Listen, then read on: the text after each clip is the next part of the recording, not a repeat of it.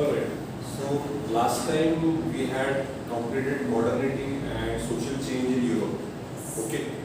मैंने last time आपको ये सब explain किया था. उसके पहले I explained all the basic concepts of sociology, where what is society, what is institution, what is community, what is social structure, what is culture. Now these are basics. Okay.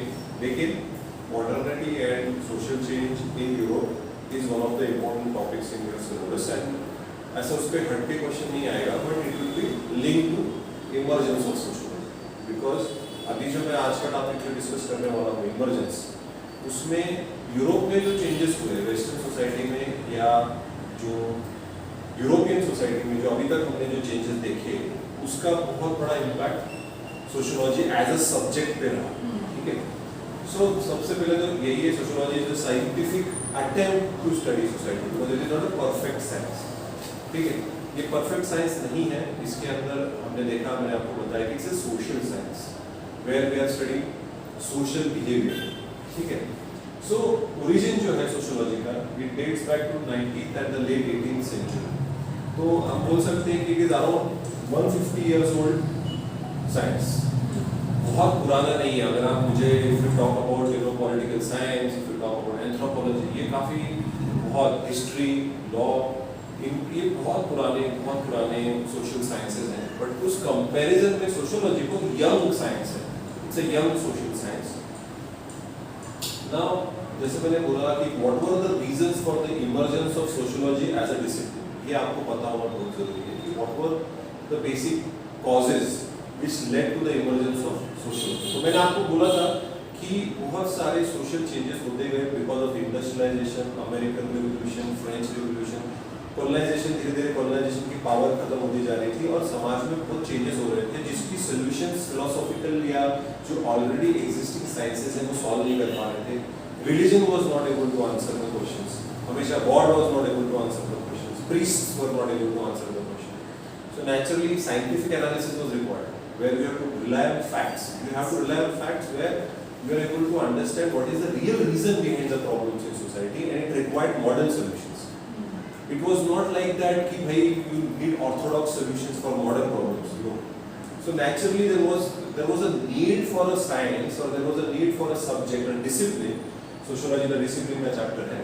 A discipline to study social problems in a very very scientific manner rather than philosophical, religious manner, because that was not answering the question, that was not solving the problem. Crime rate कम नहीं हो रहा था, exploitation कम नहीं हो रहा था, poverty कम नहीं हो रही थी, प्रॉब्लम बढ़ते जा रहा था.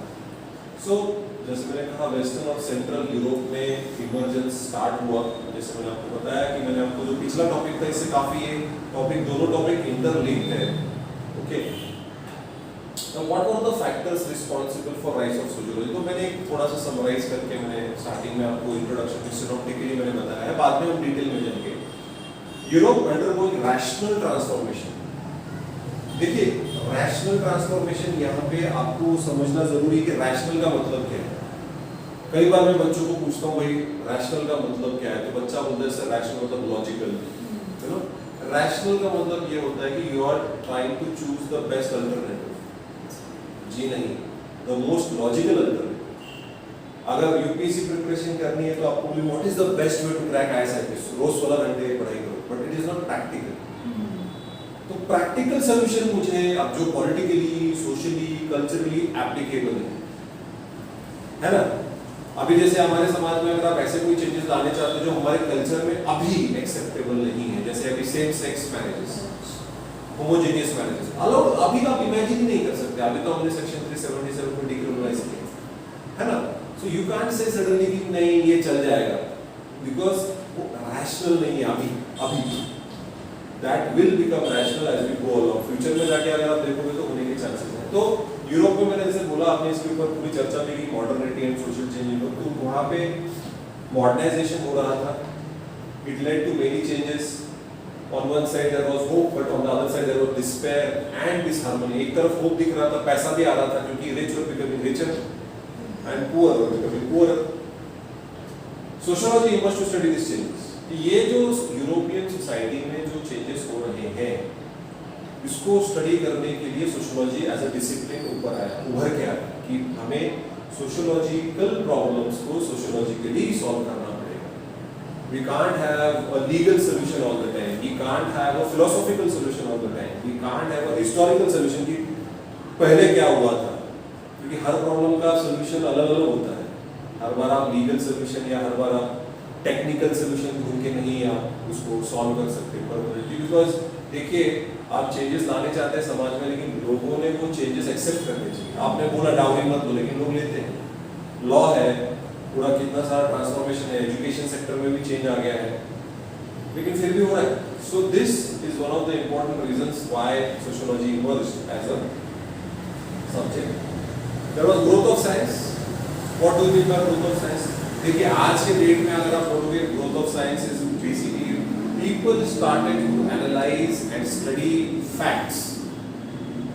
For each and everything they wanted an evidence. Scientific inquiry. Scientific inquiry. That means you are relying on facts which do not change as per your subjective observation. It is objective. Objective means आपकी कोई भी subjectivity नहीं है, किसी इंसान के opinion की वजह से changes नहीं होने वाले. So growth of science was very important, which brought about again rational thinking, which brought about study by scientific inquiry. Why? अगर yes, Earth is the center of the universe and सारे planets Earth के revolving हैं, कैसे? I want evidence, I want proof. Give me the proof. So यहाँ पे लोगों ने question जो बहुत सालों साल जो चीजें या जो प्रिंसिपल जो लोग मानते जा रहे थे, लोग उसको भी सवाल पूछने लगे कि कैसे? प्रीस्ट बोलने लगे और राजे महाराजे बोलते थे कि we are the descendants of God. Prove it. क्या एविडेंस है? व्हाट इज द एविडेंस कि भाई आप डिसेंडेंट ऑफ गॉड हो? तो कुछ ओम हट स्वाहा करके कुछ पूजा करके रिचुअल करके आप दिखा रहे हो हमको कि आप डिसेंडेंट ऑफ गॉड हो? हमें नहीं लगता. सो साइंटिफिक इंक्वायरी और growth of science was another important factor for the emergence of sociology. उसके बाद कैपिटलिस्ट सोसाइटी के प्रॉब्लम्स. देखिए, सोसाइटी का मतलब तो हम सब जानते हैं भाई, लेकिन उसमें टाइप्स होते हैं. कम्युनिस्ट सोसाइटी होती है, कैपिटलिस्ट सोसाइटी होती है, इंडस्ट्रियल सोसाइटी होती है. तो कैपिटलिस्ट सोसाइटी मतलब जहाँ पे प्राइवेट सेक्टर बहुत तगड़ा है, जहाँ पे लिबरल इकोनॉमिक पॉलिसीज है. तो कैपिटलिस्ट सोसाइटी का प्रॉब्लम क्या होता है? Rich gets richer. हमारा समाज सोशलिस्ट है, जहाँ पे पब्लिक सेक्टर और प्राइवेट सेक्टर दोनों का कंट्रीब्यूशन होता है इकोनॉमी के डेवलपमेंट के. तो गरीब पीछे ना रहे, लेकिन फिर भी हम प्रॉब्लम फेस कर रहे हैं, है ना? हमारे सोसाइटी में आज भी हम प्रॉब्लम फेस कर रहे हैं. सो नेचुरली इस पर्टिकुलर केस में कैपिटलिस्ट सोसाइटी में पॉवर्टी बहुत बढ़ने लग गई, अनएम्प्लॉयमेंट बढ़ने लग गई, एजुकेशन हाइजीन एक्सेसिबल नहीं था, सैनिटेशन एक्सेसिबल नहीं था, बहुत गरीबी बढ़ती गई. सो नेचुरली इन प्रॉब्लम्स को सॉल्व करने के लिए, जैसे मैंने आपको कहा, सोशियोलॉजी का इमर्जेंस हुआ कि भाई इसको सोशियोलॉजिकली स्टडी करना जरूरी है. उसके अलावा इंटेलेक्चुअल डेवलपमेंट्स, बहुत सारे अलग अलग थिंकर्स आने लगे. कार्ल मार्क्स, ह्यूमान Durkheim, Talbot Parsons, Robert Merton, Mead, ये लोगों ने अपना पॉइंट ऑफ व्यू बताया. दे स्टार्टेड टू स्टडी, इन्होंने ये सारे प्रॉब्लम्स को, सोशियो इकोनॉमिक चेंजेस को इंटेलेक्चुअली स्टडी किया कि why society is increasing, society का क्या रीजन है, why the relevance of religions is reducing, या इज इट? आप बोलते हैं कि हम सेक्युलर होते जा रहे हैं और रिलीजन का हमारे समाज पे का जो कंट्रोल या जो इम्पैक्ट था वो कम हो रहा है. Is it? या religion has adapted itself, religion ने अपने आप को अडैप्ट कर लिया है नए चेंजेस के अनुसार. Religion is not going anywhere, religion is never going to die, religion is always going to be there, only people have adapted. कि भाई पहले कैसा था कि नहीं ऐसे कपड़े पहनने हैं, इस दिन को खाना नहीं खाना, उपवास करना है, ये जाति के लोगों को ये खाना नहीं according to religious scriptures and Manusmriti. अभी लोग कन्वीनियंस के हिसाब से रिलीजन को देखते हैं. It has become a private affair. Is religion gone? No. Some of the forces are becoming stronger and stronger. People are more today in modern world where people are trying to find their identity, where religion is an important part of their identity. They are enforcing the religion. हम हिंदू हैं, हम मुसलमान हैं, हम Christian हैं, इसलिए हमारे साथ ऐसा ऐसा होता है. So intellectual developments started where people started to analyze these social changes, social economic changes intellectually. It came as a reaction to social change that West European societies experienced during the 18th and the 19th century due to American War of Independence. इसको हम detail में देखेंगे। इसका impact क्या हुआ समाज में? Basically the concept of democracy evolved, freedom of speech and expression. उसके पहले citizenship, rights, the Bill of Rights of America. उसके पहले this concept ही नहीं थी rights and the state is liable for answerable to the people, accountability, freedom. American war of independence लगा, फिर मैंने बोला French revolution. Okay, French revolution में concepts like liberty, equality, fraternity, Rousseau, उन्होंने ये सारे कंसेप्ट समझाए लोगों को कि भाई इंसानों को सिर्फ लिबर्टी नहीं चाहिए पर इक्वालिटी भी चाहिए, जस्टिस भी चाहिए, फ्रैटर्निटी भी चाहिए, जो हमारे प्रियम्बल के भी बहुत इंपॉर्टेंट वर्ड्स हैं। अगर हम देखेंगे हमारे संविधान का ऑब्जेक्टिव ही है, करेक्ट। इंडस्ट्रियल रिवॉल्यूशन, तो एक तरफ इंडस्ट्रियल रिवॉल्यूशन हो रहा था, अच्छी बात हो रही थी, समाज में डेवलपमेंट हो रहा था, लेकिन on the other side industrialisation की वजह से पोल्यूशन भी हो रहा था, उसके वजह से पॉवर्टी बढ़ रही थी, उसके वजह से लोग गरीबी में और ज्यादा पुश किए जा रहे थे, वेजेस लोगों को बहुत कम मिल रहे थे, एक्सप्लॉयटेशन बहुत ज्यादा हो रहा था। तो ये प्रॉब्लम्स है इंडस्ट्रियलाइजेशन की वजह से, स्लम्स, क्राइम, है ना। आप देखिए आज हमारा, आप ज्यादातर देखोगे क्राइम रेट सिटीज में ज्यादा होती है, रूरल एरियाज में क्राइम रेट ऐसा देखा जाए तो भाई डकैती, रॉबरी, मतलब आप गांव में जाके क्या डकैती करोगे? Probability of you earning more by robbery or theft in city is much more than rural place. You know, पहले क्या चोरी होता था? गाय, बैल, घोड़ा, ये चोरी होता था पहले, ये चीजें, बैलगाड़ी की चोरी हो जाती थी। अभी क्या चोरी हो रहा है? अभी देखिए मोबाइल चोरी हो रहा है, आज के डेट में कार, बाइक्स चोरी हुई है, क्योंकि उनको ज्यादा वैल्यूएशन बढ़ गया है, इन चीजों को ज्यादा वैल्यू हो गई, जानवरों को इतनी वैल्यू नहीं है आज के डेट में, ठीक है। तो इंडस्ट्रियल रिवॉल्यूशन, तो अगर आप सोशियोलॉजी का ओरिजिन देखेंगे तो जो ग्रीक फिलॉसफी है और उनका जो इंटेलेक्चुअल क्लाइमेट था ड्यूरिंग द रेनेसांस पीरियड, तब से सोशियोलॉजिकल पर्सपेक्टिव डेवलप हो रहा था, not as a subject, only perspective, एक सोच, एक स्कूल ऑफ थॉट जो हम जिसको बोलते हैं, एक सोचने का तरीका, ये ग्रीक फिलोसोफर्स ने ही, मैं आपको बताऊंगा कौन से ग्रीक फिलोसोफर्स हैं, अभी हम सिर्फ गो थ्रू कर रहे हैं कि भाई क्या क्या अलग अलग चीजें हैं। नाउ देखिए, ग्रीक फिलोसोफर्स जो थे उनका बेसिक ऑब्जेक्टिव क्या था? To promote human happiness. They wanted to promote human happiness and give a future direction to a social order. वो एक ऐसा समाज, एक ऐसा सोशल ऑर्डर स्थापित करना चाहते थे where all the people are happy. Now practically speaking ये बहुत आइडियलिस्टिक चीज हो गई है, सब लोग कैसे खुश होंगे? There will be some of the other person who will not be happy. जैसे अभी आप कितना भी अच्छा पढ़ाओ, एक बच्चा तो रोते हुए आएगा कि मुझे नहीं समझ में आ रहा, या ये सर अच्छे नहीं पढ़ाते। तो आइडियलिस्टिकली सभी को, बट हाँ, they were trying to promote human happiness. And we are talking about Greek philosophers where monarchy was the main form of governance. At that time there was no concept like democracy, dictatorship, totalitarian state, where everything is absolutely in the control of single monarchy, absolute monarchy. No limitations on the power of the government.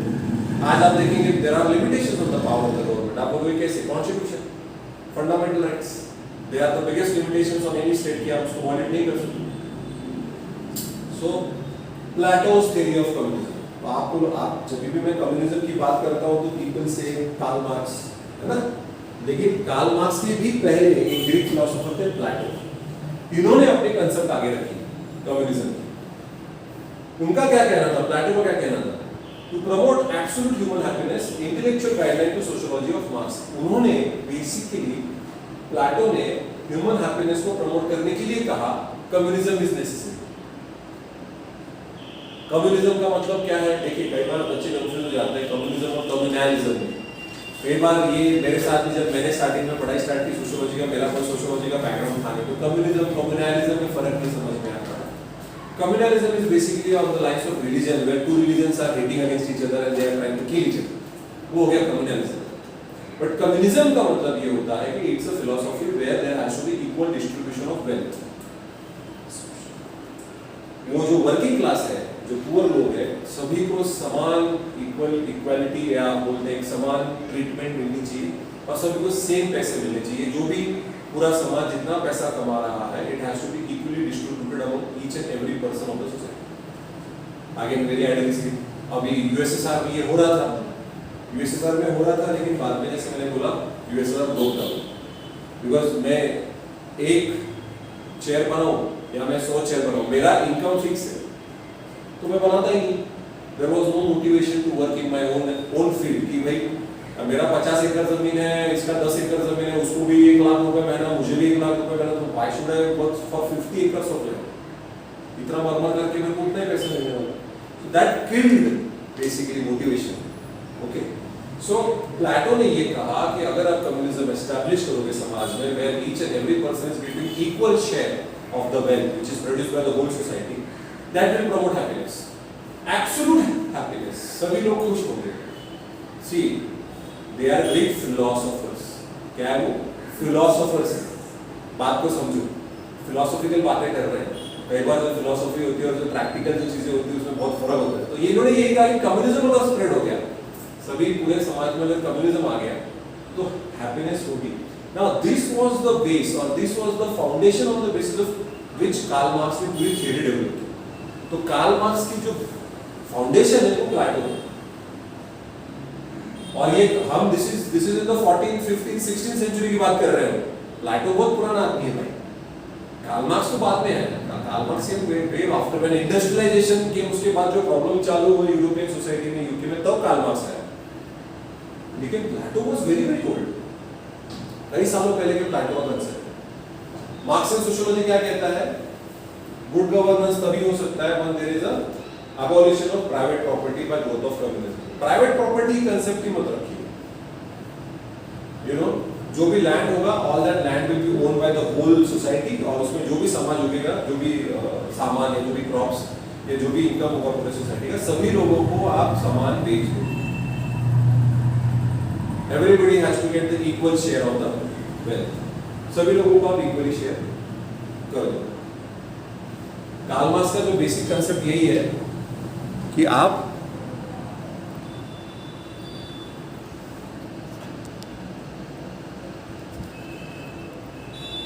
Karl Marx का ये कहना है कि आप अगर private property मतलब मेरा घर, मेरी जमीन, मेरी गाड़ी, ये नहीं होना चाहिए। हमारी गाड़ी, हमारा घर, हमारी जमीन, ये सब लोग आके उस जमीन पे काम कर रहे हैं।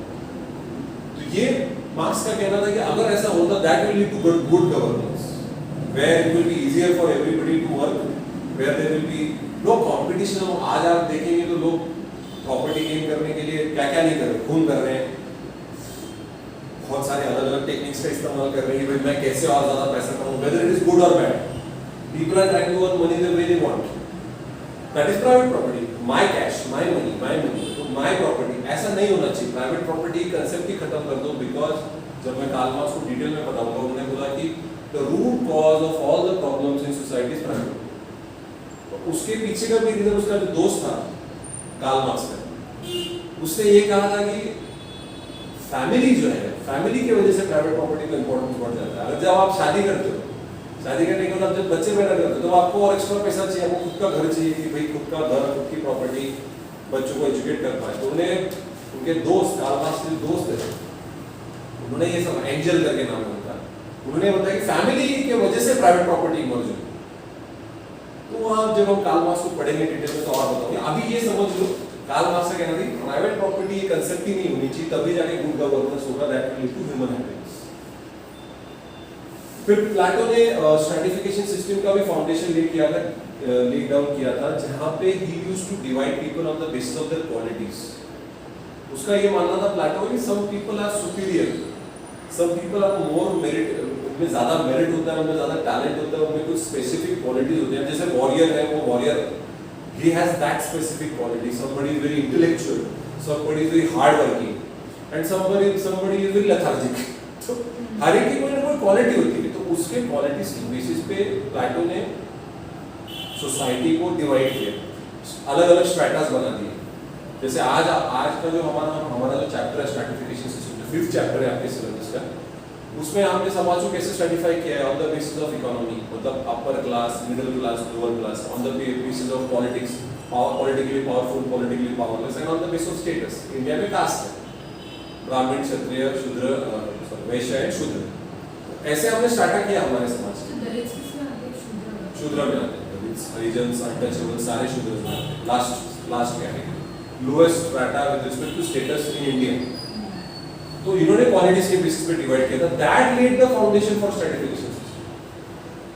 तो ग्रीक फिलोसोफर से आप बोल सकते हो एक थॉट, एक आइडिया स्पार्क हो गई थी, और उसके बाद that idea became more and more constructively उसको बनाया गया जब 18th-19th सेंचुरी में जब इंडस्ट्रियलाइजेशन की वजह से इतने रैपिड चेंजेस हो गए कि जरूरत पड़ने लगी कि एक नया सब्जेक्ट, एक नया डिसिप्लिन इवॉल्व होना चाहिए। तो आप अगर मुझे बोलोगे एग्जामिनेशन में, अगर आपको या इंटरव्यू में अगर आपको कोई पूछा जाता है कि what are the immediate reasons for the emergence of sociology in American war of independence, French revolution, industrial revolution, these are the immediate reasons. जब कोई मुझे पूछता है कि भाई 1857 का रिवॉल्ट का इमीडिएट रीजन क्या था, obviously the cartridge, that was a spark था। तो यहाँ पे आप अगर मुझे पूछोगे सोशियोलॉजी के इमर्जेंस का स्पार्क क्या था, तो ये तीन चीजें। लेकिन उसके पीछे का जो प्रोसेस है वो ग्रीक फिलोसोफर्स के टाइम से ही चालू है, सोशियोलॉजिकल सोचना, समाज के बारे में सोचना, तो वो थॉट प्रोसेस तब से चल रहा है। लेकिन इन तीन चीजों की वजह से, इन तीन रिवॉल्यूशंस की वजह से suddenly sociology had to come into existence. जैसे मैंने कहा, प्लेटो ने बोला marriage and family are the root of social evils. मतलब फिलोसोफर्स बहुत पुराने जमाने से ही ये तय हो गया था कि भाई फैमिली और मैरिज, शादी और उसके बाद family is the main problem of all the social civil. मतलब प्लेटो साहब ने भी काफी आज के जमाने के जो हमारे भले इंटेलेक्चुअल बट थिंकर जो है उनका ये मानना है कि मैरिज और फैमिली की वजह से सारा प्रॉब्लम है समाज में। क्यों? क्योंकि that led to the growth of private property and social inequality. क्योंकि जिसके पास ज्यादा पैसा है उसके पास ऑब्वियसली थोड़ा स्टेटस भी ज्यादा हो जाता है, उसका बड़ा घर है, बड़ी गाड़ी है, तो नेचुरली सोशली समाज में उसको अब थोड़ा सा उसका रिस्पेक्ट भी बढ़ जाता है, औदा स्टेटस सब बढ़ जाता है उसका। With money that person can do whatever that person wants basically. जैसे मैंने कहा, कार्ल मार्क्स के जो दोस्त हैं फ्रेडरिक एंजल्स, एंजल की स्पेलिंग ठीक से देख लेना, क्योंकि कई बार लोग अपना वाला एंजल या एंगल लिख के आ जाते हैं, ये ई है एंजल्स, फ्रेडरिक एंजल्स। ये कार्ल मार्क्स के दोस्त थे। उन्होंने एक किताब लिखी, marriage, family, private property and state, ये उनकी किताब का नाम था, जहां पे उन्होंने क्या मेंशन किया, foundation of social equality is private ownership rights over land. अभी प्राइवेट प्रॉपर्टी किसमें उन्होंने स्पेसिफिकली बताई, लैंड में। जिसके पास ज्यादा जमीन होगी वो सोशली पावरफुल होगा। That led to the class-based domination in the political structure of the society. तो जो upper classes के जो लोग थे वो political domain में भी अपना वर्चस्व बनाना चाहते हैं और बना चुके हैं। तो अगर आप देखेंगे आज भी अगर आप रूरल एरियाज में जाओगे तो जो सरपंच होता है, more often than not that sarpanch is the richest guy in the village. आज भी देखिए आप, और indirectly he is controlling the village because he has a lot of land, he has a lot of influence, he has a lot of, और वो एक family जो पहले से रिच फैमिली है, पहले से ही उनका काफी कंट्रोल रहा है विलेज के ऊपर। So very few people are daring to stand against that person because of obviously the now also the political power. तो पॉलिटिक्स में भी, पॉलिटिकल स्ट्रक्चर में भी कहीं ना कहीं क्लास बेस्ड डोमिनेशन आता है। तो अगर आप देखोगे पॉलिटिकली पावरफुल लोग ज्यादातर अपर क्लास को बिलोंग करते हैं, कोई बहुत रेयरली कोई अछूत है, अनटचेबल है, शूद्र है। आज भी देखोगे हमारे पॉलिटिकल सिस्टम में औरतों और लोअर कास्ट लोगों का जो रिप्रेजेंटेशन है, चाहे आप ब्यूरोक्रेसी देख लीजिए, चाहे गवर्नेंस देख लीजिए, चाहे आप किसी भी मेडिकल फील्ड में कोई भी फील्ड आप देख लीजिए, टॉप क्लास जो पोजीशंस है उसमें आज भी औरतें और जो लोअर कास्ट के लोग हैं उनका रिप्रेजेंटेशन बहुत कम है because this is happening since ages. हाँ, ऐसा नहीं बोलूंगा कि कम ही रहता जा रहा, अभी बदल रहा है। We have reservation policy, we have laws to protect their rights, but at the same time ये भी देखना जरूरी होता है कि समाज में right people are selected at the right positions. उसके लिए भी अलग अलग थियरी में आपको बताऊंगा क्या उन्होंने उसके लिए भी क्या बोला गया है। तो ये प्लेटो ने बोला, देखिए भाई, शादी और फैमिली ये सारे समाज के प्रॉब्लम है, social root of all social ills. Why? As you have you get married, as you have a family, you want property of your own, खुद की प्रॉपर्टी चाहिए, you want the best of facilities for your family. इसके वजह से that led, that influenced Friedrich Engels, who is a friend of Karl Marx के दोस्त हैं। उसके बाद जो सेकंड जो थिंकर है प्लेटो के बाद, ग्रीक फिलोसोफर जो है, नॉट थिंकर, ग्रीक फिलोसोफर्स के बारे में बात कर रहे हैं, पहले मैंने आपको प्लेटो के बारे में बताया, देखिए इससे ज्यादा पढ़ने की जरूरत नहीं है, इससे ज्यादा आपको टेंशन लेने की जरूरत नहीं है। Okay, Plato is the okay Greek philosopher, वरना प्लेटो का पूरा थ्योरी पढ़ते बैठोगे which is not in our syllabus, ये थोड़ा सा आपको पता होना चाहिए। अभी एरिस्टोटल के बारे में बात करते हैं, तो एरिस्टोटल का भी देखिए ये भी ग्रीक फिलोसोफर है, ये भी चाहते हैं कि हमारे समाज में ह्यूमन हैप्पीनेस स्प्रेड हो। तो इनका अभी प्लेटो ने बोला the solution for happiness is communism. Aristotle ने क्या कहा, what is the solution for happiness? Aristotle ने कहा state has to be more powerful than individual. State मतलब सरकार, किसी भी इंडिविजुअल से ज्यादा इंपॉर्टेंट सरकार होनी चाहिए, स्टेट होना चाहिए। The states health should be more important than the needs of a particular individual. सरकार क्या चाहती है? So that is the reason why state, क्यों सरकार क्यों ज्यादा पावरफुल होनी चाहिए इंसान के राइट्स से ज्यादा, उनकी इंसान की जरूरत से ज्यादा, because state has effective capacity to grant happiness to man and empower society. सरकार के पास वो फैसिलिटीज हैं, सरकार के पास वो सुविधाएं हैं जिसके वजह से they can bring about a change in society in a way where everybody is happy. अभी आप देख सकते हो कितना फिलोसॉफिकल बात चल रही है आज के डेट में। अगर आप देखोगे, अगर आपको किसी ने बोला कि सरकार इंसान की जरूरत से ज्यादा इंपॉर्टेंट है, तो सब लोग बोलेंगे क्या बात क्या करोगे? Individual needs is more important, individual rights are more important. सरकार किसी इंडिविजुअल राइट का वायलेशन नहीं कर सकती, है ना? लेकिन the time is different, try to understand. मैं मोनार्की की एज की बात कर रहा हूं, we are talking in the 16th century की बात चल रही है, 15th सेंचुरी की बात चल रही है। तब जो सारे फिलोसोफर्स थे उनको यही, उनका ये मानना था कि जितना पावरफुल स्टेट उतना ज्यादा कंट्रोल, उतना कम क्राइम, उतनी ज्यादा सोशल ऑर्डर। समझ रहे हो? क्योंकि वो सोच थी। आज के डेट में डेमोक्रेसी के भी मैंने कई सारे ऐसे लोग देखे कि democracy is a hoax, democracy is hopeless, कुछ नहीं हो सकता डेमोक्रेसी में, कोई डिसीजन ही नहीं ले पाते। तो ऐसे भी लोग कहने वाले हैं। Every system has its pros and cons. तो एरिस्टोटल ने ये कहा कि अगर आपको ह्यूमन हैप्पीनेस स्प्रेड करना है, make the state more powerful than individual. सरकार को ज्यादा पावरफुल कीजिए, और सिटीजनशिप का जो अधिकार है, सिटीजनशिप मतलब जिनको कोई अधिकार दिए जाएंगे, जो लोग वोट कर पाएंगे, जो लोग जुडिशियल सिस्टम में जाने के बाद अपने राइट्स को डिमांड कर पाएंगे, अगर वो वॉयलेट होते हैं इन्फोर्स कर पाएंगे, तो वो आप सिर्फ स्पेसिफिक लोगों को दो, सभी लोगों को सिटीजनशिप मत दो। देखिए हम स्लेवरी के जमाने की बात कर रहे हैं, तब स्लेवरी बहुत नॉर्मल था, है ना? एपार्थाइड सिस्टम तो भाई 1980s तक थी। Apartheid system where in South Africa the blacks did not have any rights, blacks को कोई अधिकार नहीं था। एपार्थाइड सिस्टम के लिए ऊपर कन्वेंशन बन गया इंटरनेशनल लॉ में, कन्वेंशन अगेंस्ट अपार्थाइड सिस्टम, जहाँ पे लोगों को, because they were blacks, they were not allowed to participate in elections, they were not allowed to stand up in elections, and majority of them were labour class, they were treated like slaves. So इनका ये मानना था, इसका Aristotle का ये मानना था कि आपको सिटीजनशिप का जो अधिकार है, राइट्स जो है, ओनली सिलेक्टिव लोगों को दीजिए, ऐसे लोगों को दीजिए जिनको कोई भी इकोनॉमिक वरीज नहीं है, जिनको कोई मेंटल टेंशंस नहीं है, और वो इंडिपेंडेंट है, वो किसी के ऊपर डिपेंडेंट नहीं है। समझ में आ रहा है? Only give those people rights, only give citizenship to such people who are economically well off. ऐसे लोग जो मेंटली, जिनको कोई टेंशन नहीं है, क्यों? बिकॉज उनको कोई इकोनॉमिकली इंडिपेंडेंट है, कोई टेंशन नहीं है, तो they will be in a position to take a proper decision. अगर वो किसी और पे डिपेंडेंट है, तो जिसके ऊपर डिपेंडेंट है, तो उसकी बात सुन के वो आज आप देखोगे डेमोक्रेसी में वोट बैंक बचाने के लिए पॉलिटिशियंस क्या क्या नहीं कर रहे, पॉपुलिस्ट मेजर्स ला रहे, भले फिर बैंकों को नुकसान हो, सरकार को नुकसान हो, लोगों को पूरा, लोगों का पैसा बर्बाद हो रहा हो, फिर भी चलेगा, लेकिन लोग खुश रहने चाहिए ताकि लोग वोट फिर से कर सकें। यहाँ पे ऐसा नहीं है। यहाँ पे बोला गया कि सिर्फ उन्हीं लोगों को अपनी सिटीजनशिप देनी चाहिए जो लोग इकोनॉमिकली इंडिपेंडेंट है, मेंटली टेंशन फ्री है, and they are not dependent on others. ऐसे लोगों को ही सिटीजनशिप दो। अगेन फिलोसॉफी, या आज के डेट में अगर मैंने बोला किसको अगर सिटीजनशिप देनी इंडिया में, तो भाई सभी लोग हाथ ऊपर करेंगे, मेरे को सिटीजनशिप चाहिए, फंडामेंटल राइट्स मुझे मेरे चाहिए, लीगल राइट्स मुझे मेरे चाहिए।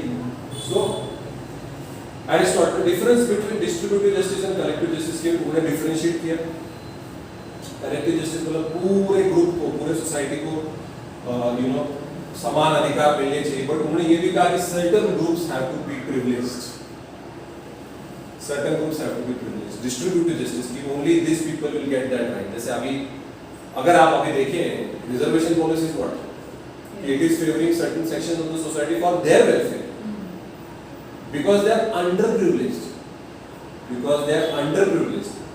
यहाँ पे ऐसा नहीं है. यहाँ पे एरिस्टोटल का ये मानना है कि जो privileged है उनको आपने ज़्यादा protect करना जरूरी है. Because they are the people who are going to take the decision in society. And they are going to influence the state. So इनको थोड़ा सा extra आपको फायदा करा के देना होगा. So इन्होंने एक तरीके से ये कहा कि इन्होंने ये जब जस्टिस की सिस्टम अलग कर दी, उन्होंने लोगों की सिटीजनशिप भी अलग अलग कर दी किसी को, मतलब इस प्रमोटिंग सोशल इनइक्वालिटी, है ना, सोशल इनइक्वालिटी को प्रमोट कर रहा है. तो जो मैंने आपको फंक्शनल थियरी ऑफ सोशियोलॉजी पहले मैंने आपको बोला था, फंक्शनल थियरी मतलब आप समाज में हर किसी कंसेप्ट को एक उसकी फंक्शन के पॉइंट ऑफ व्यू से देखते हो कि भाई हमारे एजुकेशन सेक्टर का क्या फंक्शन है, हमारे पॉलिटिकल सिस्टम का क्या फंक्शन है, हमारे बैंकिंग सिस्टम का क्या फंक्शन है. वैसे सोशल इनइक्वालिटी का भी एक फंक्शन है समाज में. अभी आप लोगों के सर अगर आप लोगों को सोशल इनइक्वालिटी से ट्रीट करोगे तो इसका फायदा क्या है? What is the advantage of treating social inequality? उन्होंने ये कहा there is a harmonic relationship between individual and society, that's why social inequality is necessary. तो अभी इसके ऊपर भी थ्योरी है आगे जाके. अभी इन्होंने क्या कहा एरिस्टोटल ने, social inequality is good for the society. Correct, ये एरिस्टोटल बोल रहे हैं. लेकिन ये भी आगे जाके हम पढ़ेंगे कि भाई सोशल इनइक्वालिटी में भी टाइप्स होते हैं, इक्वालिटी के भी टाइप्स होते हैं. तो अगर मैं बोलूं there has to be equality of treatment, correct, होनी चाहिए. There has to be equality of opportunity, correct. Legal equality होनी चाहिए, करेक्ट. इक्वालिटी ऑफ आउटकम होना चाहिए. फिर से बोल रहा हूँ, लीगल इक्वालिटी होनी चाहिए, है ना. Legal equality, all the people whether you are which religion और विच एवर कास्ट, जो भी आपने क्राइम किया you will be treated like a person, not आपकी कास्ट क्या, आपका रिलीजन क्या, सभी को पनिशमेंट सेम है, चाहे वो प्रेसिडेंट है या कोई चपरासी है. लीगल इक्वालिटी वो तो हमारे कॉन्स्टिट्यूशन ही बताया. इक्वालिटी ऑफ अपॉर्चुनिटी, ये भी कॉन्स्टिट्यूशनल है. हमारे डायरेक्टिव प्रिंसिपल में everybody should get opportunity irrespective of their caste, gender, religion, है ना. Article 16 of the Indian constitution, public employment में. इक्वालिटी ऑफ आउटकम, इंसान चाहे जो भी आउटपुट दे उसको सेम सैलरी मिलनी चाहिए. नो नो, जितना आउटकम होगा उतना आपको प्रिविलेज मिलेगा, उतना आपको उसका पैसा मिलेगा, उतना आपको उसका एडवांटेज या disadvantage. So equality outcome is not desirable in society. USSR is a perfect example कि जो फार्मर्स थे वो सारे गंदे फल अच्छे फल सब मिक्स करके पैक करके भेज दिए, सारे फल सड़ गए. बिकॉज एक सड़ा हुआ फ्रूट सभी पूरी बास्केट सड़ा देता है ना. सो मैं जाऊंगा आगे जाके, मैं बहुत आगे चले जा रहा हूँ. आई विल कम बैक कि यहाँ पे देखिए एरिस्टोटल ने कहा कि सोशल इक्वालिटी जरूरी है समाज में. अगर आप सोशल इक्वालिटी नहीं होगी तो when will you fight for equality? You will get motivated. अभी अगर आप स्ट्रेटा में नीचे हो, इफ यू आर समाज के स्ट्रेटा में नीचे, you are always motivated to go up the strata. मुझे हमेशा ऊपर जाना है. आप जब यूपीएससी की प्रिपरेशन कर रहे हो, क्यों कर रहे हो? बिकॉज आपको समाज के अपर स्ट्रेटा में जाना है. You are motivated for that and for that you have to struggle. But अगर ऐसा हो गया जो भी एग्जाम देगा सभी को आईएएस आईपीएस मिलेगा, तो सोचो क्या होगा. Equality of outcome. Imagine, just imagine that her person, मैं पढ़ाई किया, मैंने एग्जाम दिया, मेरे को आईएएस बनना है, मेरे को आईएएस दे दो. हाँ ओके, क्या हो जाएगा? बर्बाद. सारा सामाजिक सोशल ऑर्डर डिस्टर्ब होगा. उसके बाद एक रेनेसांस पीरियड आया. अब ये रेनेसांस पीरियड क्या है? Renaissance period is a period of enlightenment, जागरूकता. क्योंकि सब लोग जागरूक हो गए. Okay, so Greek philosophy is offering intellectual platforms to philosophers to predict the future of the society, कि आगे जाके समाज में क्या होने वाला है. ग्रीक फिलोसोफर्स ने बोला कि आगे जाके क्या हो सकता है. तो देखिए आप प्रेडिक्ट कर सकते हो future. To offer intellectual explanation to social conditions, considering them as good or bad, moral or immoral. कि भाई किसी भी सोशल कंडीशन को, भले वो कंडीशन अच्छी है या बुरी है, whether it is good or whether it is bad, ये कौन बता रहा था? ये ग्रीक फिलोसोफर्स बता रहे थे. उसके बाद intellectual debate on various social issues and ideologies. Communism अच्छा है, कैपिटलिज्म अच्छा है, मोनार्की अच्छी है, डेमोक्रेसी अच्छी है. इंटेलेक्चुअल डिबेट करना बहुत जरूरी है. डिबेट नहीं है, इंटेलेक्चुअल डिबेट. इंटेलेक्चुअल वर्ड का बहुत इंपॉर्टेंस है. तो लोग झगड़ा करते रहते हैं भाई, है ना, people say whatever they want to say, but the fact of the matter is the debate has to have certain logic. The debate has to have some intellectual background, है ना, वरना बस हवे में बात कर रहे हैं as we कोई भी इशू सकता है. It can be feminism, it can be women empowerment, it can be with respect to surrogacy, it can be with respect to the age of girl getting married at the age of 21. तो intellectual debate करना बहुत जरूरी है. अगर कोई आगे बोलता है नहीं लड़की की 18 उम्र होनी चाहिए, क्यों? And then he doesn't have a reason. नहीं फिर वो क्या है ना, शादी को डिले हो जाता है. वैसे क्या है, वैसे भी जल्दी शादी हो रही है आजकल, तो काय का डिले? जिसको करनी वो करेगा, जिसको नहीं करनी वो नहीं करेगा. So in the Renaissance period, certain social institutions and ideologies were identified which were against social progress and development. अभी आप बोलोगे ऐसे कोई है institutions? Institution के बारे में मैंने आपको बताया कि it is a institution क्या है? It's a complex process. It's a body or it's a concept which is performing a very important role in the society. Her institution कोई ना कोई बहुत important role perform कर रहा है हमारे समाज में. Family institution है, एजुकेशन एक इंस्टीट्यूशन, रिलीजन एक इंस्टीट्यूशन, ठीक है, पॉलिटिकल सिस्टम लाइक स्टेट वो एक इंस्टीट्यूशन है. तो इंस्टीट्यूशन और आइडियोलॉजीज को आइडेंटिफाई किया गया जो सोशल प्रोग्रेस और डेवलपमेंट के खिलाफ है, उनके खिलाफ है. अभी आप बोलोगे यार ऐसा भी होता है? हाँ जी होता है. You know what, some people don't want change because they want to hold to that power, है ना. उनको they don't want that progress, क्योंकि प्रोग्रेस हो गया तो लोग जागरूक हो जाएंगे. लोग जागरूक हो गए तो लोग डिमांड करने लगेंगे, और लोग अगर डिमांड करने लग गए तो सरकार को प्रॉब्लम होगा. So keep them in the social media world. Jio, meme देखो, हंसो, और गवर्नमेंट आप पे हंसती है. हाँ, इट्स अ ड्रग. आपको अंधेरे में रखा जा रहा है. तो ऐसे इंस्टीट्यूशंस और ऐसे आइडियोलॉजीज को फाइंड आउट किया गया जो हमारे समाज के प्रोग्रेस के खिलाफ है. वो लोग कुछ कैसे, लूथर, मार्टिन लूथर और कैल्विन, तो लूथरिज्म और कैल्विनिज्म, इन्होंने क्या करा, they supported the middle and lower classes and they went against the Orthodox church and the monopoly of the priests. अभी आपने ये क्या है, लूथर, मार्टिन लूथर, आपने सुना होगा ये किंग मार्टिन लूथर के नाम, है ना. तो उन्होंने, और कैल्विन, ये भी एक थिंकर थे, एक सोशल रिफॉर्मर थे. उनको रियलाइज किया कि ये जो चर्च है, कौन सा चर्च, ऑर्थोडॉक्स चर्च, और ये जो प्रीस्ट है ना, ये नहीं चाहते कि लोगों में डेवलपमेंट हो.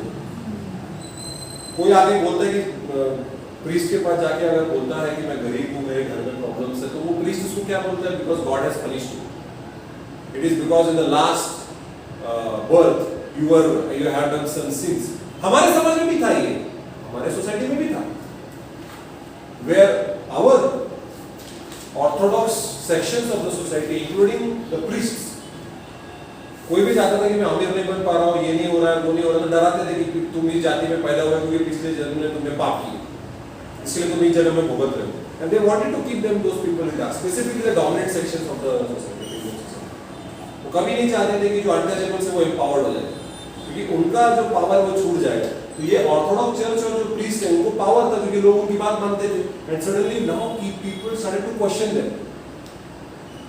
प्रीस्ट बोलता है ना पीके में, प्रदक्षिणा प्रदर्शित करो, तो वो चिल्लाता है रॉन्ग नंबर है, रॉन्ग नंबर है. तो ही इज लाइक, अरे मुझे क्वेश्चन कर रहा हूं मैं. This started to happen in Europe. Luther and Calvin started to ask questions. You are calling yourself priest, you are calling as a person who communicates between God and man, and you are saying that God has privileged certain people and God has punished certain people. But Luther और Calvin ने बोला God has created each and every individual equally, and it is your work, it is your work ethic that will decide your future, not God. This is practical. वो practical लोगों को समझा रहे थे, भगवान भगवान मत करो, काम करो. देखिए आगे देखिए, not God but dominating people, exploiting various institutions in their favor and legitimizing social inequality and exploitation. कि भगवान एक्सप्लॉइट नहीं कर रहा है किसी को, भगवान ने कभी नहीं चाहा लोगों का एक्सप्लॉइटेशन, लोग कभी नहीं. There are certain dominating sections of the society who wants to maintain their dominance in society. और इसीलिए लोग सफर कर रहे हैं, इसीलिए लोग सफर कर रहे हैं। और इसी वजह से उन्होंने बोला कि जो एक्सप्लॉइटेशन हो रहा है तुम्हारा, क्यों हो रहा है? भगवान चाहता है। और अगर तुम ये नहीं सहन करोगे तो फिर मरने के बाद तुम नरक में जाओगे, तुम्हें तेल में तला जाएगा, तुम्हें भट्टी में झोंका जाएगा। ये इंडिया में भी हो रहा है आज भी। तो आपको क्या लगता है यूरोप में नहीं था? जी बिल्कुल, वहां पे भी था, बट वहां पे थोड़ा सटल था, थोड़ा स्टाइलिश था, बोले तो थोड़ा सा फॉरेनर टाइप। और उधर का अलग सिस्टम, तेल में नहीं तलेंगे वहां पे, अपने को they might make some bread और बेकरी में डाल कुछ अलग मॉडर्न स्टफ। भगवान नहीं कर रहा है आपको एक्सप्लॉइट, ये लोग कर रहे हैं। No distinction between heaven and earth, no distinction between heaven और अर्थ। ऐसा नहीं है कि भाई आप मृत्यु के बाद आपको स्वर्ग मिलेगा, ये हमारे देश में भी चल रहा है, मरने के बाद स्वर्ग मिलेगा, नरक मिलेगा। उन्होंने क्या कहा, किसने? लूथर और कैल्विन ने, earth is the extension of haven, यही हेवन है और यही नरक है। आप and man is the extension of God, हम भगवान का रूप हैं और ये जो हमारी पृथ्वी है ये स्वर्ग का रूप है। तो अभी आपको नरक करना है कि स्वर्ग करना है, वो तो सब कुछ आप पे डिपेंड है। भगवान के हाथ में क्या है? भगवान ने आपको तो बना दिया, आप इस दुनिया में आने के बाद आप कर क्या रहे हो? अगर आप ड्रग्स ले रहे हो, शराब पी रहे हो, अगर आप क्राइम कमिट कर रहे हो, तो your life on earth will become hello, your chances of survival will be very less. You might get killed in an encounter, you might get jailed for number of years or even death penalty. But अगर आप अच्छा काम कर रहे हो, आप मेहनत कर रहे हो, लोगों की मदद कर रहे हो, it is heaven on earth. So heaven, hell, earth, earth is heaven, and man is an extension of God. हमारे अंदर बोलते ना, हमारे अंदर ही भगवान बसा है, और रावण भी, शैतान भी, दोनों है हमारे अंदर। आप किस चीज को ज्यादा वैल्यू करते हो, वो आप पे डिपेंड करता है, भगवान पे नहीं। तो जो लोग बोलते हैं कि भगवान की वजह से ऐसा हुआ, वो सब they are just trying to shift their responsibility onto someone else. Instead of fearing God, commit to God. भगवान से मत डरो, भगवान के लिए अगर कमिट करना है तो कैसे करना है आपको कमिट? कमिट टू गॉड मतलब जाके पूजा अर्चना नहीं करनी मंदिर में जाके, क्या करना है? Commit to work, obligation to law, sympathy towards fellow citizens and commitment to the cause of the society to please God. तब भगवान खुश होगा। Common sense. आज देखिए ह्यूमनिज्म की पूरी कंसेप्ट इसके बेसिस पे है। लूथर और कैल्विन जो कह रहे थे, तो आज ह्यूमनिज्म बोल रहा है उसको कि अरे भाई भगवान को अगर खुश करना है तो अपने आजू बाजू के लोगों की मदद करो, हेल्प करो। अपन जो बोलते हैं, जो गरीब लोग हैं, जो अपन बोलते हैं रंजलेले गांजलेले, दोज हु आर एक्सप्लॉइटेड, उनकी मदद करो, लॉ फॉलो करो, कि अपना काम ईमानदारी से करो। Then obviously it's heaven on earth. Everybody will respect you. You live a happy life. Okay, so God को कमिट करना मतलब जाके 100 नारियल रोज फोड़ना नहीं। यूपीएससी क्लियर करना है, मैं भगवान रोज तुमको 21 नारियल चढ़ाऊंगा, मुझे आयत बना दो। बनने वाले हो क्या? तो लूथर कैल्विन ने यही बना कि अगर आपको स्वर्ग में जाना है तो भगवान को खुश करना पड़ेगा। भगवान को अगर खुश करना है तो प्रीस्ट लोगों को पैसे कुछ नहीं मिलने वाला है, because priest not taking money. हमारे यहाँ पे दान कर देते, गऊ दान, गाय दान कर दो, गेहूं राई दान पे दान चल रहा है ना? तो ऐसा नहीं है भगवान को पैसा दे, भगवान ने कभी पैसा, भगवान क्या करेगा पैसे से? So commit to work and you know commit to people who need help, तभी जाके भगवान खुश होगा, and then you will land up in heaven. क्योंकि again still it is very old time, स्वर्ग में जाना ही सभी का अल्टीमेट टारगेट था। आज लोगों का टारगेट आयस बनना है। Yeah, everybody wants to go to heaven, but nobody wants to die. Yes. Now this laid the foundation of liberal explanation of religion. Liberal explanation. Liberal. Religion का orthodox explanation है. This is liberal mindset. Developed by Saint Simon, Olange, Durkheim, Renan and Tocqueville. अब ये इसमें सबसे important Durkheim है जिसने religion के ऊपर काफी बड़ी theory दी है, मैं आपको आगे जाके समझाऊंगा। All advocated religious consciousness and social consciousness are complementary to each other. मतलब सोशली जो आदमी सोचता है और रिलीजियसली जो आदमी सोचता है, दोनों एक दूसरे को ये चीजें कॉम्प्लीमेंट्री है। समझ में आ रहा है? Religious consciousness is complementary to social consciousness. Consciousness का मतलब आपका सोच, आपकी थिंकिंग प्रोसेस, आपकी फीलिंग अंदर वाली।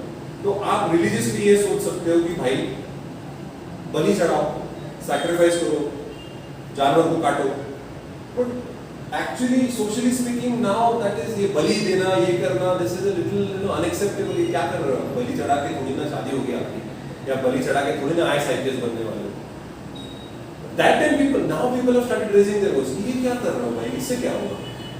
क्योंकि logic, growth of science, growth in science, जैसे मैंने आपको बोला, वो अगला टॉपिक आ गया। सबसे इम्पोर्टेंट ऑब्जेक्टिविटी, जैसे मैंने आपको बोला कि सब्जेक्टिविटी को खत्म करिए। आपको क्या लगता है, मुझे फर्क नहीं पड़ता। I need facts, I need evidence. Value neutrality, value neutrality का मतलब मैं आपको शॉर्ट में समझाता हूँ। वैल्यू न्यूट्रलिटी मतलब हमारे लाइफ में सर्टेन चीजों को अच्छा बोलते हैं और सर्टेन चीजों को बुरा बोलते हैं। For example, smoking is bad. No, जो स्मोक कर रहा है उसको अच्छा लग रहा है, उसकी मर्जी। Prostitution is bad. No, prostitution is good. Corruption is good. No, corruption is bad. So I have to be neutral. मुझे फर्क नहीं पड़ता। मुझे सिर्फ देखिए, कोई भी अगर सोशल प्रॉब्लम समाज में हो रहा है, सब social problem is happening in society, okay. Now, whether that social problem is good or bad for the society, let people decide.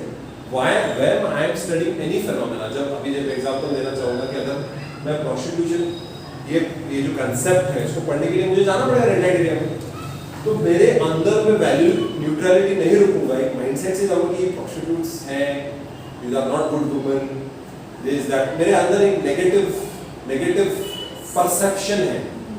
I am not neutral here. I am biased against those. तो वो मेरे theory में reflect होगा. This will be reflected in my theory, or this will be reflected in my explanation of that social problem, and I won't be able to arrive at an objective solution to the problem of prostitution. Because objectivity is important. जब मैं value neutral नहीं रहूँगा तो मैं subjective बन जाऊँगा. So be neutral. कोई smoke कर रहा है, हाँ भाई उसकी health है, उसको मारना है मरना है, तो मुझे क्या करना है? हाँ, कोई आपको जबरदस्ती करेगा, then you can say wait, I am not interested. Okay? It offered new ideology, methodology, new spirit. जी हम अलग-अलग methods आने लग गए, questionnaire, survey, interview, उसमें भी interview के भी types आ गए, and observation is also kind of technique. Observation is also kind of social technique where you only observe what is happening around you and then you make your thesis. You are a very neutral person. आप किसी से कुछ बातचीत नहीं कर रहे हो. But आप ऑब्जर्व कर रहे हो बस, you are just doing observation of any social phenomena और इवन अ पर्टिकुलर पर्सन। आप जब किसी पर्सन को ऑब्जर्व कर रहे हो, that is not it's a subject domain of psychology. Psychology के आप किसी को हम हमेशा ऑब्जर्वेशन करते रहते हैं, चाहे वो हमारे दोस्तों का हो, माता पिता के हो, या अपने फ्रेंड सर्कल में कोई हो, या अपने पति, अपनी वाइफ, कोई भी हो, हम उसको ऑब्जर्व करते रहते हैं कि आज कुछ गड़बड़ है। Now, Hobbes and Locke, इन्होंने सोशल कॉन्ट्रैक्ट थ्योरी के बारे में एक्सप्लेन किया। इन्होंने इस थ्योरी के अंदर उन्होंने ये बताया that is social contract theory where there is a contract between the state and the individual. Individual और सरकार के बीच में कॉन्ट्रैक्ट है। इंडिविजुअल बोलेगा मैं आपको पैसा देता हूं, आप मेरे राइट्स प्रोटेक्ट करो।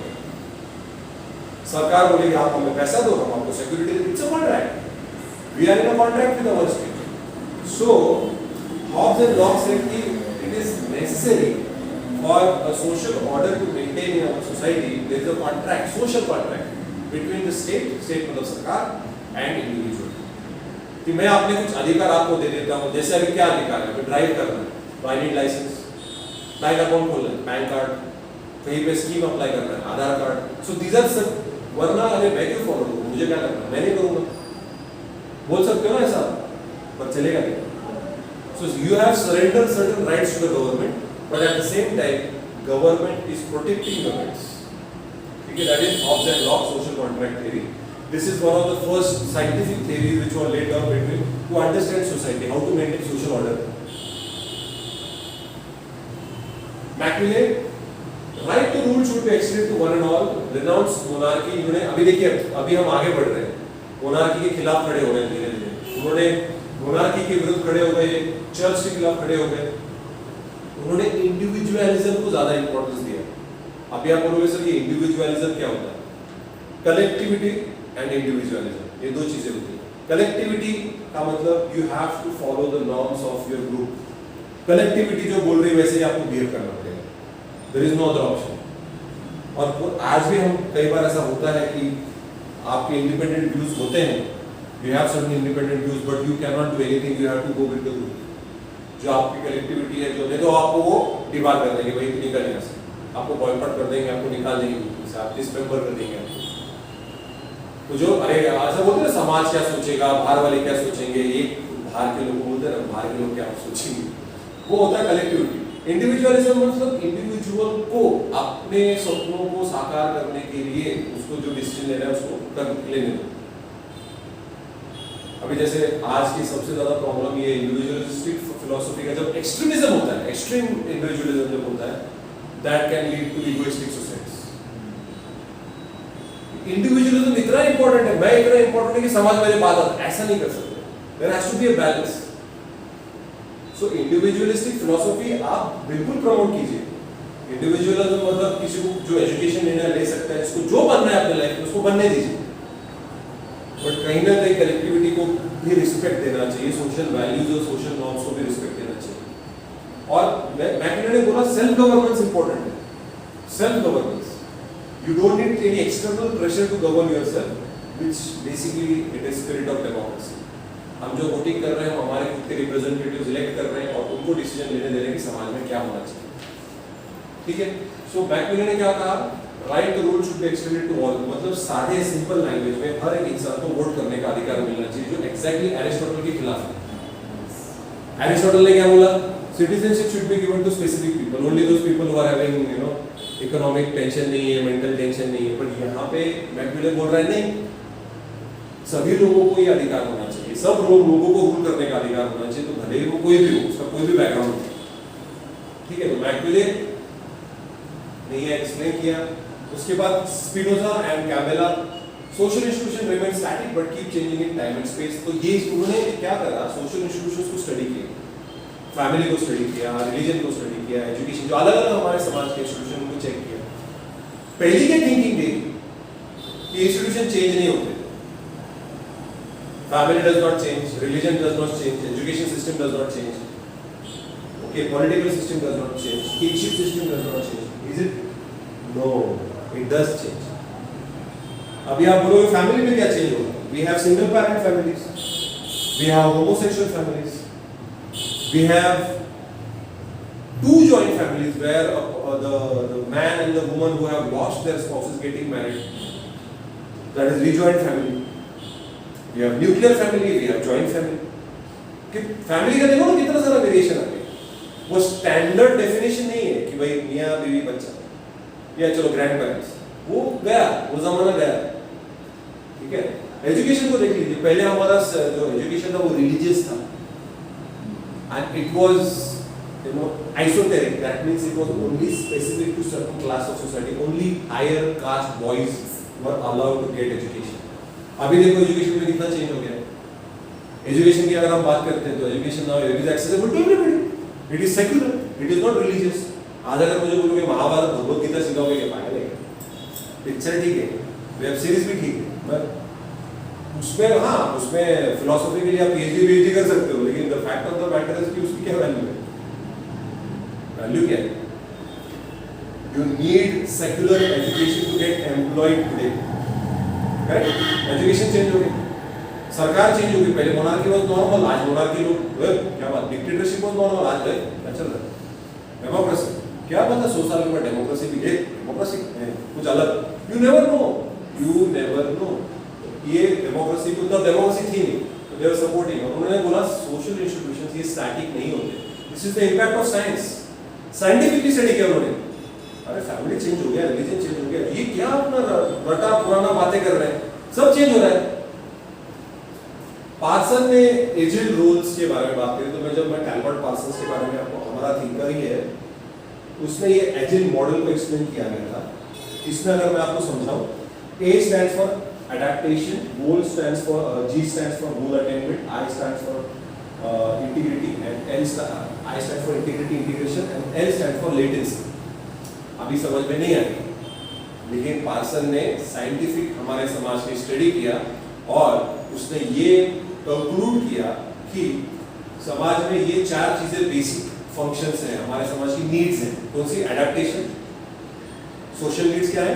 Adaptation, goal attainment, of tension management, simple language में टेंशन मैनेजमेंट। कि क्या होता है ना, कभी भी जब समाज में सोशल चेंज होता है ना, तो टेंशन बढ़ जाता है समाज में, टेंशन बढ़ जाता है। क्योंकि कोई भी अभी सभी को एबॉलिश कर दो, आपको क्या लगता है टेंशन नहीं हुआ होगा? आज के डेट में अब जब लड़कियों की एज बढ़ानी है 18 से 21 साल, टेंशन आ गया, now people have started fighting. आपको फार्मर रिफॉर्म्स लाने थे, देखो कितने प्रोटेस्ट हो गए, वापस लेना पड़ा सरकार को, सरोगेसी के ऊपर कायदा बन गया इसके। बिकॉज जब भी हम समाज में चेंज करते हैं तो उससे कोई ना कोई प्रॉब्लम होता है। पार्सन ने बोला हमारे सोसाइटी के नीड्स क्या है, adaptation, good attachment, integration and latency. ठीक है, तो मैं जब पार्सन पढ़ाऊंगा तो और डिटेल मिलेगा। डरखाइम ने क्या कहा, यूनिवर्सलिटी ऑफ डीओएल, डीओएल मतलब division of labour. Her society में आपको डिवीजन ऑफ लेबर मिलेगा। डिवीजन ऑफ लेबर का मतलब क्या है, dividing complex task into simple tasks. बहुत कोई कॉम्प्लिकेटेड टास्क है तो उसको हमने सिंप्लीफाई कर दिया है, उनको हमने छोटे छोटे टास्क में अलग अलग लोगों को दे दिया है, जो इंसान उसमें परफेक्ट या जो बोलते हैं ना, जो उसमें एक्सपर्ट है, उसको वो पर्टिकुलर चीज दे दी। अभी mechanical engineering, computer engineering, specific experts. एक चीज को आप सभी इंजीनियर्स को, एक ही इंजीनियर सब कुछ नहीं कर सकता। उसके अलावा लॉ आपको हर समाज में मिलेगा, religion, suicide, all this things are universal in society. ये सब जगह पे आपको मिलेगा। हर सोसाइटी में रिलीजन है, हर सोसाइटी में सुसाइड है, हर रिलीजन में लॉ है, हर सोसाइटी में division of labour. He was influenced by Spinoza and Camilla, ठीक है, उनसे वो इंस्पायर हुए थे। उसके बाद चलिए, अभी मैंने आपको अभी ये सारा बैकग्राउंड हो गया। क्या क्या बैकग्राउंड किया हमने? We started from Greek philosophers, Plato and Aristotle. उसके बाद we talked about the Renaissance period where we were talking about enlightenment, where people started to question Luther and Calvin, Lutheranism and Calvinism. उसके बाद हम आए growth in science, जहाँ पे lobes and Hobbs के बारे में बात की, मैकेले के बारे में बात की, पार्सन्स, स्पिनोजा एंड कैम्बेला, डर्कहाइम के बारे में हमने बात की कि साइंस की वजह से कितना अलग इम्पैक्ट हुआ सोशियोलॉजी के ऊपर। And now the immediate reasons, that is American revolution, French revolution and industrial revolution. That will be the basically industrial revolution के बाद एक तरीके से हमारा इमर्जेंस खत्म हो जाएगा। अमेरिकन रेवोल्यूशन के बारे में बात करते हैं। It established democracy in America, और उस डेमोक्रेसी के फाउंडिंग प्रिंसिपल्स क्या थे, उनकी बुनियाद क्या थी? Self governance, equality of opportunity to participate in political discussions, discourses, and freedom of speech and liberty. समझ में आ रहा है? इसमें कोई डाउट है कि डेमोक्रेसी एस्टैब्लिश हुई? डेमोक्रेसी पहली बार एक कंसेप्ट दुनिया को पता चली जहां पर उन्होंने किसके ऊपर एम्फेसिस किया? सेल्फ गवर्नेंस, कि we will govern ourselves, no external power will govern. क्योंकि America was the colony of UK, England की कॉलोनी थी, तो we are saying self governance, हमें हमको हमारा गवर्न करने दीजिए, आप हमें मत बताइए। उसके अलावा political discussions, political discourses participate करते हैं चाहिए हर इंसान को, whether that person is a white और अ ब्लैक और African, doesn't matter, all people have right to participate in political discussions. And finally and the most important, freedom of speech and liberty. Okay, now democracy was a form of governance which empowers man, correct? ऐसा democracy ऐसी concept लाई American war of independence ने, उसमें basically हर एक इंसान को elections में खड़े होने का अधिकार दिया गया, हर एक इंसान को वोट करने का अधिकार दिया गया, जो पहले कभी किसी ने सुना भी नहीं था। Nobody had heard before that. चर्चा चल रही थी लेकिन किसी nobody had the guts to implement it. Macaulay ने क्या कहा? Growth of democracy helped to development of capitalism in America, because democracy grow हुई, उसी के वजह से अमेरिका में कैपिटलिज्म भी ग्रो हुआ। ठीक है, अब आप बोलोगे करेक्शन क्या है? Because everybody got empowered in democracy, everybody started to vote, everybody was voting for capitalist policies. जी हाँ, जिसके पास पैसा है, जिसके पास दमखम है, वो अपना बिजनेस चलाएगा। अगर आप ज्यादातर डेवलप्ड कंट्रीज में जाओगे, जैसे अमेरिका, यूरोप, वहाँ पे पब्लिक सर्वेंट्स को सबसे बेसिक जॉब कंसिडर किया जाता है। Failures in life are in public services, the most developed countries in the world. कि वहाँ पे जो इंग्लैंड में जो कमिश्नर होता है उसको कांस्टेबल बोलते हैं। Did you know that? जी हाँ, कि जो उस पर्टिकुलर एरिया का जो सबसे बड़ा ऑफिशियल होता है उसको कमिश्नर नहीं बोला जाता, कांस्टेबल बोला जाता है। तो यहाँ मतलब आप समझ सकते हो कि वहाँ पे प्राइवेट एंटरप्रेन्योरशिप को कितना ज्यादा वैल्यू है। A commissioner of police has less value than a businessman in foreign countries, in developed countries to be more specific. आज भी जो colonial स्टेट्स जैसे इंडिया है, अफ्रीकन कंट्रीज है, वहाँ पे आज भी पब्लिक सर्विसेज का उतना ही इंपॉर्टेंस है, लेकिन धीरे धीरे अगले 50 सालों में इंपॉर्टेंस कम हो जाएगा। तब तक आप लोग रिटायरमेंट पे आ जाओ, ठीक है, तब तक कोई टेंशन नहीं है। CW मीन्स जो डेमोक्रेसी एस्टैब्लिश हुई उसके वजह से समाज ओपन हो गया। It was different and socialism, because socialism ऐसा CW मिल्स का कहना है कि सोशलिज्म की वजह से क्लोज सोसाइटी होती है। अभी आप बोलोगे सर ये ओपन सोसाइटी और क्लोज सोसाइटी का मतलब क्या है? देखिए बहुत सिंपल है। ओपन सोसाइटी का मतलब ये होता है that every individual has a right to travel, social mobility उसको आसान है from getting one started to another started। अगर मुझे किसी ग्रुप का मेंबर बनना है, अगर मुझे किसी जॉब प्रोफाइल में जाना है, अगर मुझे कुछ करना है तो मुझे आज़ादी है, मुझे कोई रोक नहीं सकता। लेकिन जब मैं क्लोज सोसाइटी की बात करता हूँ तो आप किसी नए ग्रुप में जा ही नहीं सकते। हमारा जो सोसाइटी वो कॉम्बिनेशन है ओपन और क्लोज का। अमेरिका बोल सकते हैं ओपन सोसाइटी की any person depending on his capabilities he can do whatever he wants to do with that. But India में कॉम्बिनेशन है, क्योंकि अगर आप कास्ट को देखोगे तो आप एक कास्ट से दूसरे कास्ट में नहीं जा सकते, लेकिन अगर आप इकोनॉमिक आप एक स्ट्रेटा से दूसरे स्ट्रेटा में जरूर जा सकते हो इकोनॉमिक बेसिस। मतलब if you become IAS open society, आप सडनली लोअर से अपर में चले जाओगे। So that is the basic difference. तो CW मिल्स का क्या कहना था? Because of democracy open society और क्लोज सोसाइटी, ओपन समाज ओपन हो गया, सोशल मोबिलिटी बढ़ गई। Social mobility is very different than geographical mobility, ये मैंने आपको पहले बताया था, correct? Bureaucracy contributed in complete transformation of traditional system of administration. Traditional system जो थी वो पूरी बदल गई, ब्यूरोक्रेसी आ गई। पहले कैसे था? जो राजा के प्यारे दुलारे थे वो हमेशा पावर में रहते थे, करेक्ट? अभी ऐसा नहीं है। अभी if you want to become a bureaucrat you have to crack UPSC, you should have merit. और जान पहचान बन गया IAS IPS थोड़ी ना बन जाओगे। लेकिन पहले ऐसे होता था, पहले जो राजा के फेवर में है वही पर्टिकुलर पर्सन ब्यूरोक्रेट बनता था, जज बनता था। हाँ, जज राजा साहब का मैं फेवरेट हुआ, ओके। सो ब्यूरोक्रेसी ने काफी चेंजेस लाए। फ्रेंच रेवोल्यूशन, अभी जैसे मैंने आपको बोला Rousseau had he is a French philosopher thinker, उन्होंने कहा कि इंसान है एक rational being, man is a rational being where he will always have a harmonic relationship between society and अगर उसको वो झगड़ा नहीं करेगा। आम आदमी की सोच बहुत साधारण होती है, उसको कोई भी समाज के साथ झगड़ा नहीं करता है। he wants to have a very normal peaceful life। और हम एक रैशनल जिंदगी जीना चाहते हैं where we are trying to जितना हमारे लिए कैपेबल है उतना हम कर सकते हैं। जैसे मैं अगर आपको एग्जांपल दूं, हर कोई बिजनेस नहीं कर सकता, हर कोई जॉब नहीं कर सकता। So we are trying to have a solution और we are trying to live a life which is best suited to us. So for that I should have a very harmonic relationship with society. I can't go on breaking rules, I can't go on hitting people, I can't go on shouting slogans against the government, can I? Unless there is violations, unless there is crime against you, unless there is unfair treatment, then I can understand. You can see that in Northeast, you can see that in Jammu Kashmir, you can also see that in South India where they said you are enforcing Hindi on us. But हमने आज़ादी दे दी भाई, जो करना है constitutional rights है, आपको जो करना है कर सकते हो। सो रूसो ने बोला देखिए नॉर्मली अगर हम बात करें इंडिविजुअल और सोसाइटी के बीच में हार्मोनिक रिलेशन होता है। क्यों? क्योंकि इंसान एक रैशनल बीइंग है। It laid the foundation for sociology of Comte and Durkheim. अभी ये जो सोच है man is rational and there is a harmonic relationship between Indian society, this was the foundation of Comte, August Comte and Emmanuel Durkheim. August Comte is the father of modern sociology. Comte जो है ये is the father of modern sociology, okay.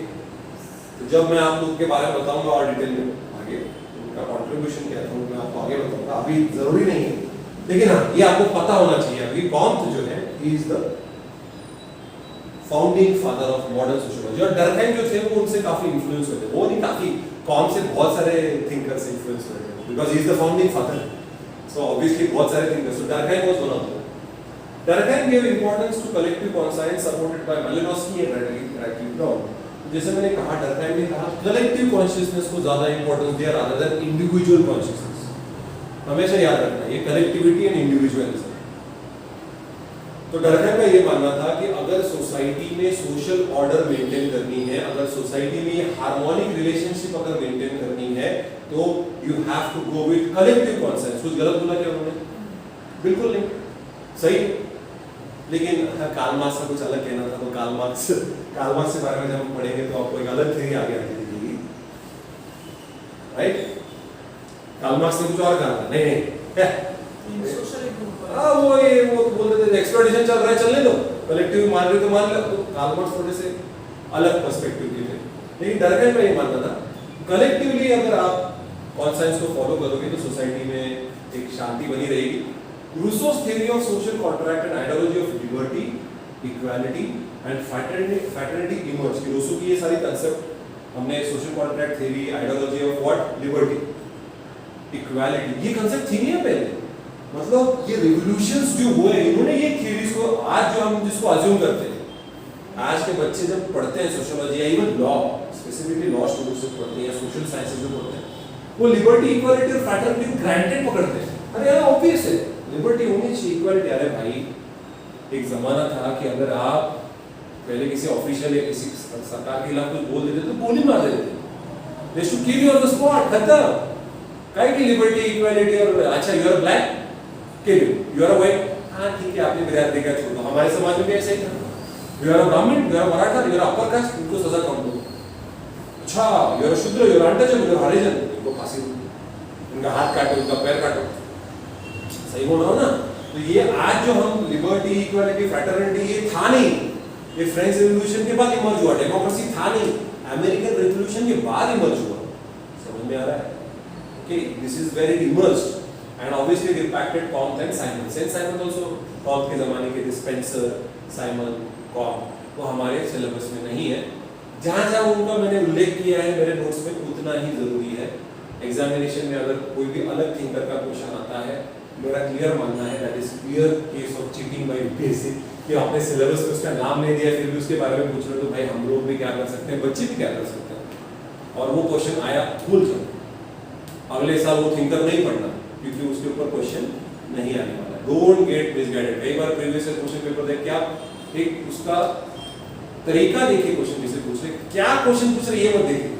बच्चे क्या करते हैं, what are the questions, because that is the way we are taught in our graduation, in our school.